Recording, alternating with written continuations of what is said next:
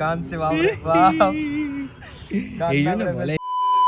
So hello hello hello আমার মিষ্টি বন্ধুগণ, আজ আমরা প্রায় অনেক দিন পর যাচ্ছি মুভি দেখতে। এতদিন তো চুরি করে করে মুভি দেখেছি, ডাউনলোড করে আর কি। আজ আমরা যাবো থিয়েটারে। তাই তো আমার সপ্তাহের প্রত্যেক দিনের ডিউটি শেষ করে আমি বেরোচ্ছিলাম সন্ধ্যের সময় মুভি দেখার জন্য। তারপর তো আমি হোস্টেল থেকে বেরিয়ে অটোই করে সঙ্গে আমার দুজন বন্ধুকে নিয়ে, কারণ বান্ধবী তো আর পেলাম না, আমরা চললাম থিয়েটারের দিকে। মানে আমার এই বয়সে ছেলেমেয়েরা গার্লফ্রেন্ড বয়ফ্রেন্ড নিয়ে সিনেমা যায়, আর আমি যাচ্ছি আমার এই গোপদারিওয়ালা পুরুষ বন্ধুদেরকে নিয়ে। সবই আমার কপাল।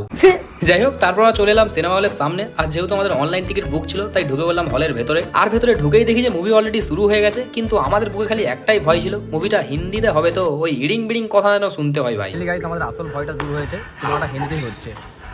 हेलो मेरी आवाज आ रही है? যাই হোক, তারপর তো মুভিটা খুব ভালোভাবে এনজয় করছিলাম। আর যেই বললো ইন্টারভিউ, খাওয়ার টাকা নেই ভাই, বাথরুম থেকে ঘুরে এসেছিল। অনেক সময় আটকে রেখেছি ভাই। গাইস কাঁদছে বাপরে বাপ। এই জন্য বলে যে সিরিয়াসলি কাঁদছে ভাই।